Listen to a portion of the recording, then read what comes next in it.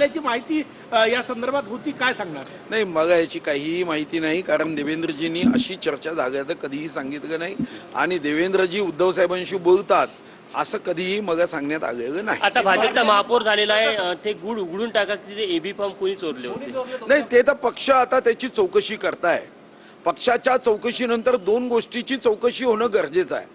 ज्या कोर कमिटीमध्ये या बैठकीमध्ये हे विषय होतील, एक तर या संदर्भातले एबी फॉर्म 3-3, 4-4 देणं, काही प्रभागामध्ये 3-3, 4-4 एबी फॉर्म दिले गेले आणि एबी फॉर्मची ज्या पद्धतीने या ठिकाणी बदल झाले, पक्षाच्या बैठकीमध्ये निश्चितपणे याची चौकशी होईल. आणि दुसऱ्या एका विषयाची चौकशी होईल की माननीय प्रदेश अध्यक्ष रवी चव्हाणांनी माननीय देवेंद्रजीच्या अनुमतीने, बावनकुळे साहेबांच्या अनुमतीने संगीताताई खांडेकर यांचं नाव लेखी पत्र दिल्यावर पक्षामध्ये हे अनुशासन कधीही असू शकत नाही की एका आमच्याच पक्षाच्या नेत्यांनी सारिकाताई संदूरकर यांना भरीस घातलं.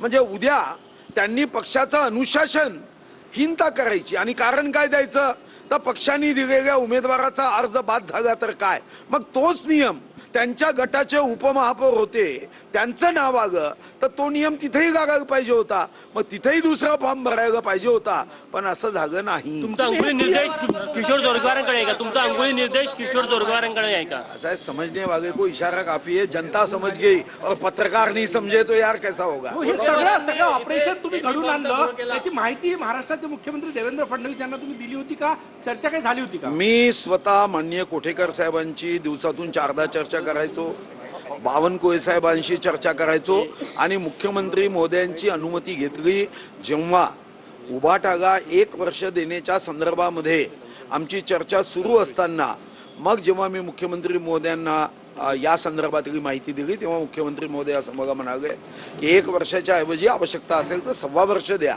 पण महापौर हा भारतीय जनता पार्टीचा झाला पाहिजे.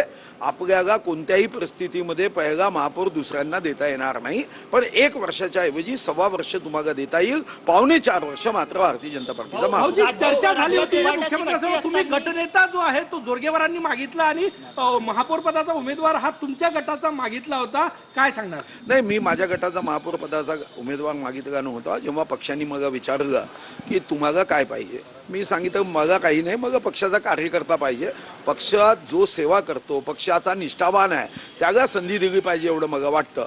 आणि माझ्या माहितीप्रमाणे तेव्हा जोरगेवार साहेबांनी गटनेता त्यांचाच पाहिजे असा आग्रह केला. मी मुख्यमंत्री महोदयांना असं म्हणालो आणि कोठेकर साहेबांनाही म्हणालो ठीक आहे, त्यांची इच्छा गटनेत्याची आहे तर गटनेता देऊन टाका, महापौर आमचा द्या. कारण तेव्हा मला माहिती आहे की महापौर घेण्यासाठी कोणी कबूल यासाठी नव्हतं, तेव्हा महापौर येईल याच्यावर विश्वास नव्हता. आणि जेव्हा आता महापौर झाला तेव्हा मात्र त्यांच्या लक्षात आलं की काहीही होऊ शकतं. चंद्रपूर पॅटर्न हा आता संपूर्ण राज्यात राबवला जाईल का? महाराष्ट्राला या घटनेने नवीन राजकीय दिशा मिळेल असं म्हणता येईल का? नाही, असं आहे, याचा महाराष्ट्राच्या राजकारणाशी संबंध नाही आणि महाराष्ट्राच्या राजकारणाचा चंद्रपूरशी संबंध नसतो. चंद्रपूरच्या जनतेचे हित लक्षात घेऊन दोघांनाही बहुमत नव्हतं. जो प्रयत्न करेल त्याचा महापौर हा विषय होता. काँग्रेसलाही काहीही 34 काही नगरसेवक त्यांच्या आगे नव्हते, त्यांनाही इतरांची म्हणजे त्यांच्यासोबत नसलेल्यांची मदत घ्यावी लागत होती. त्यांचे स्पष्ट